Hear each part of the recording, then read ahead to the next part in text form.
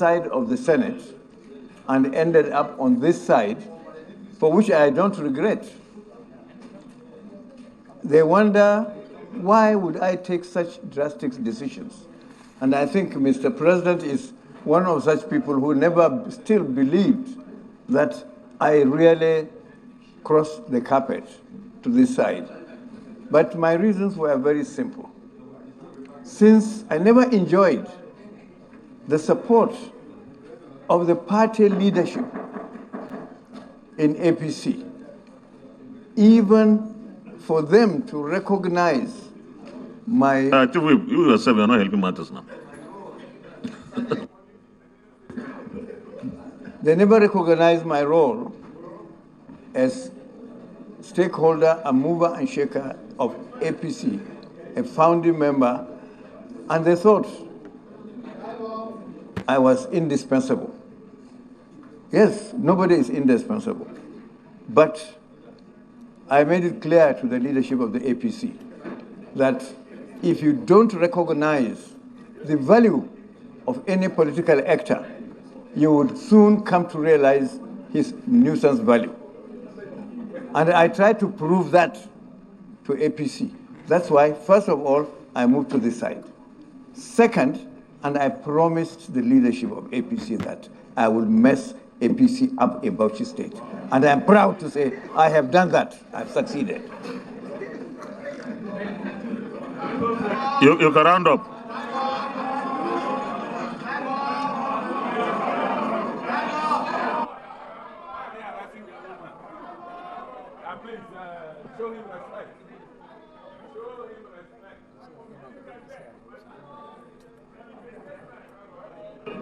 Distinguished Senator Adam Mohamed Bulkachua, please round up. You have less than 1 minute to round up. Taken 10 minutes. And why should you respect me? Because I can cross-carpet it? No, I don't want anybody to interrupt you or disturb you. So just round up.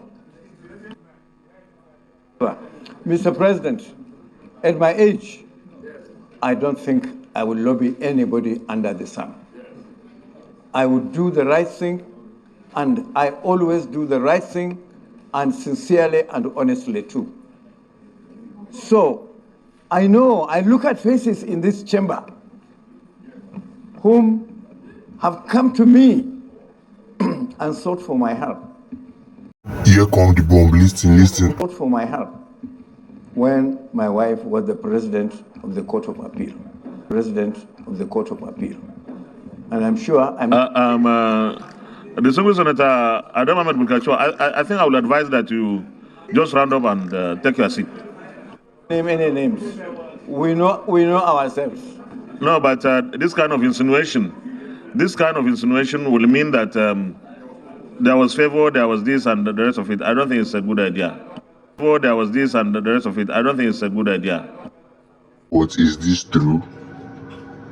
Look at this video. So, whenever they see that something is done unconstitutionally, they can go to court. And the courts are there for them. And they prosecute cases. So, they can go to court. And the courts are there for them. And they prosecute cases. Judges in the federal courts are appointed by the President on the recommendation of the National Judicial Council and approved by the Senate. We'll just listen to this point again. Council and approved by the Senate. Who approved her? Now let's look at another country. We have 2 or 3 nominations.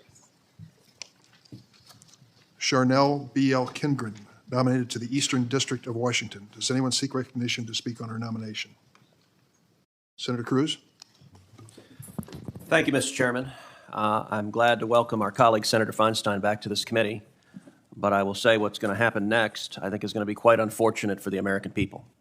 Because what we're about to see this committee do is vote on several nominees who are so extreme, who are so unqualified, that they could not have a prayer of getting even a single Republican vote on this committee. And as everyone knows, Senator Graham votes for most of Biden's nominees.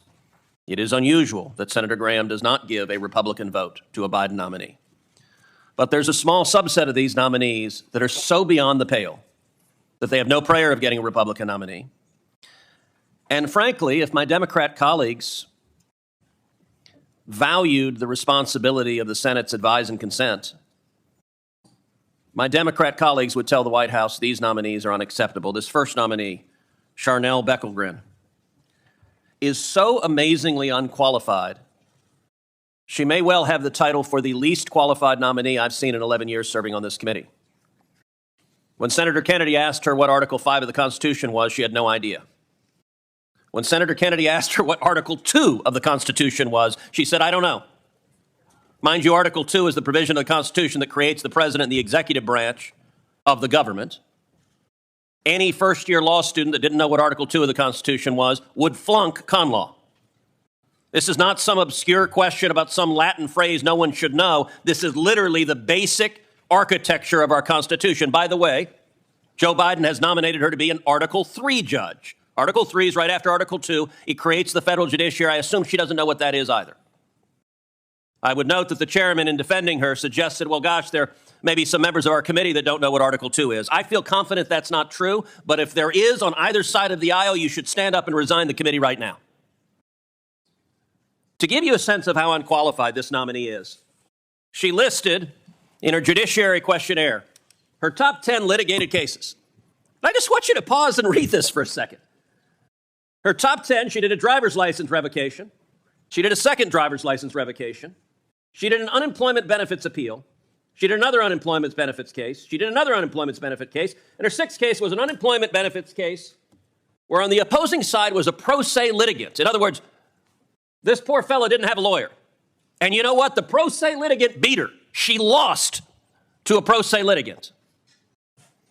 What's her seventh most consequential case? I'm sorry, there isn't one. There's not an eighth, there's not a ninth, there's not a 10th. She's argued over a couple of driver's licenses, and the Biden White House says you should be a federal judge, an Article 3 judge, not that you have any idea what in the hell that is. In this administration, if you are a left-wing radical, it doesn't matter if you're competent. In Washington state, is there not a single competent lawyer who is competent to be a judge? And by the way, for all the Democrats, since Joe Biden has become president, every one of you has rubber-stamped every single nominee. Is there not a one of you that is willing to say enough is enough? When Donald Trump was president on the Republican side, we confirmed some fantastic judges, but there were several we sent back that we said, no, you missed it on this one. There's not even one Democrat willing to say enough is enough. And by the way, she's not the only one. Another one being considered, a nominee, Cato Cruz. Thankfully not spelled C-R-U-Z, spelled C-R-E-W-S. When asked about Brady versus Maryland, one of the foundational criminal law classes, again, first year criminal law, you learn about Brady. She said, I'm sorry, I don't know what Brady is. That'll be a problem if she's ever presiding over a criminal case. There are a number of members of this committee who have tried criminal cases. Do you know what Brady is? Of course you do. Because if you're remotely competent, you know what it is, not this judge. Look, sadly, the standard for nominees now seems to be licensed attorneys in Washington. Have you ever handled a criminal case? You ever tried a jury trial? Have you ever stepped foot in federal court? Well, then please contact Senate Democrats because you too can be a federal judge. I want to end with one more nominee that we're getting ready to ram through on party line votes. That is Judge Marion Gaston, nominated for a seat in San Diego. Judge Gaston, look, we've seen some radicals. We had a nominee earlier that this committee rubber stamped who said he woke up every morning motivated by his hatred for conservatives. Senate Democrats said, sounds like a judge to me. But let's see just how moonbat crazy we're willing to put on the bench. Here's a quote from Judge Gaston. Children are not safer because registered sex offenders are prohibited from residing near schools, parks, daycare centers, and other places where children tend to gather. And in fact, Judge Gaston continued, let's go to the next one. Judge Gaston continued, the conclusions and recommendations are that, difficult as it might be, so at least Judge Gaston recognizes this is pretty wingnut. The conclusion, laws that regulate where sex offenders may not live should be repealed or substantially modified in the interest of public safety. So I want you to understand the Joe Biden White House is saying a radical who wants sex offenders, who wants pedophiles to be able to live next door to daycares. That's who should be a federal judge. Look, some of y'all here represent blue states. Many of y'all represent blue states. I guarantee you in any one of your states. You go to Vermont, ask the people of Vermont, hey, what do you think about having a pedophile live next door to an elementary school, to a kindergarten, to a daycare? They'd look at you and say, are you out of your mind? That's who the Biden White House has given you. Now, I genuinely don't understand why Senate Democrats on this committee don't have enough respect for the constitutional role of the Senate to exercise some check and balance on the White House. I don't think they'll make you hand in your card-carrying Democrat cards to say, gosh darn it, we ought to have a judge who knows what the heck he's doing. John Kennedy has left bloody carcasses in this hearing from Trump nominees who didn't have sufficient experience to do the job. I ask my colleagues, if you vote for these nominees, you're going to have to defend them to your constituents. You're going to have to explain why a lawyer who handled a couple of driver's license revocations and doesn't know what Article 2 of the Constitution is should be a federal judge in charge of your life, your rights, and the law. And you're going to have to explain why you think it's a great idea that sex offenders and pedophiles should live next door to daycare centers. I think that's nuts. And I think most of our constituents do too. This is my reason why this 10th Assembly voting for another rubber stamp senator. I'm not in support of that. He's supposed to be diverse, maybe PDP member.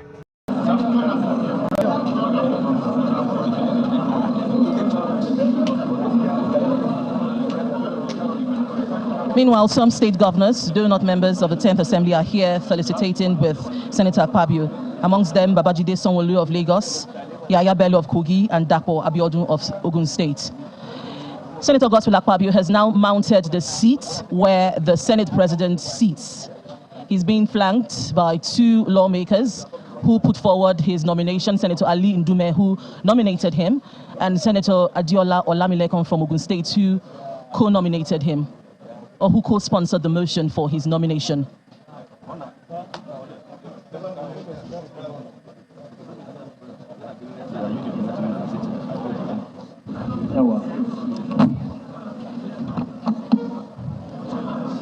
He's been presented with his certificates, and the clerk will administer his oath of office. I, Senator Godswill Akpabio, Commander of the Order of the Niger, do solemnly swear that I will be faithful and bear true allegiance to the Federal Republic of Nigeria, and that I will preserve, protect and defend the Constitution of the Federal Republic of Nigeria. So help me God.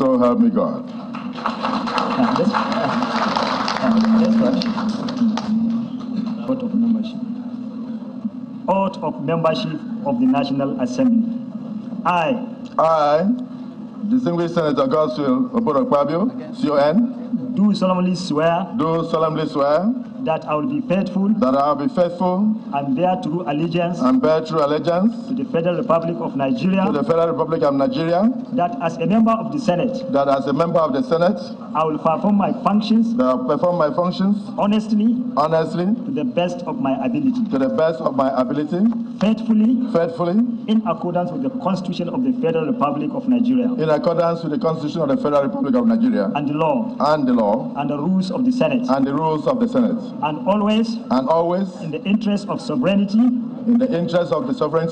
integrity, solidarity, well-being, and prosperity of the Federal Republic of Nigeria, that I will strive to preserve the fundamental objectives and directive principles of the state policy contained in the Constitution of the Federal Republic of Nigeria. Contained in the Constitution of the Federal Republic of Nigeria. And that I will preserve. And that I will preserve. Protect. And defend the Constitution of the Federal Republic of Nigeria. And defend the Constitution of the Federal Republic of Nigeria. And that I will abide. And that I will abide. By the Code of Conduct. By the Code of Conduct. Contained in the 5th Schedule. Contained in the 5th Schedule. Of the Constitution of the Federal Republic of Nigeria. Of the Constitution of the Federal Republic of Nigeria. So help me God. So help me God.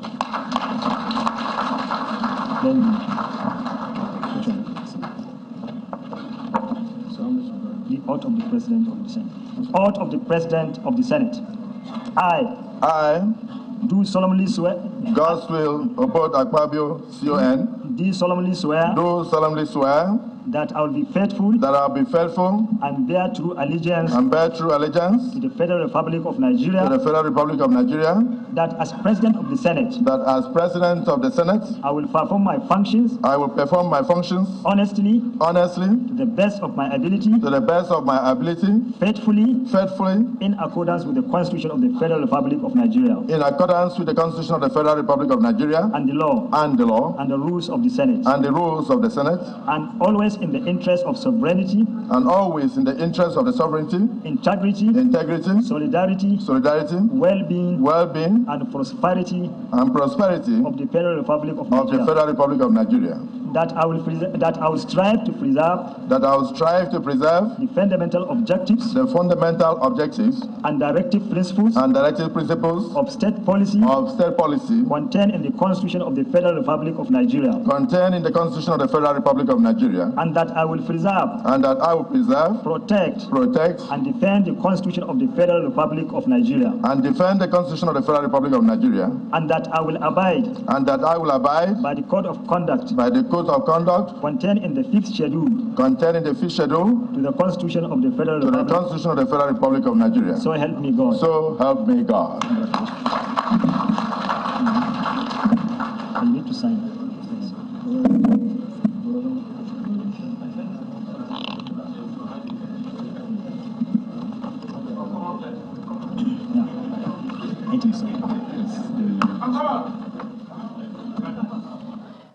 Senator Godswill Akpabio has just taken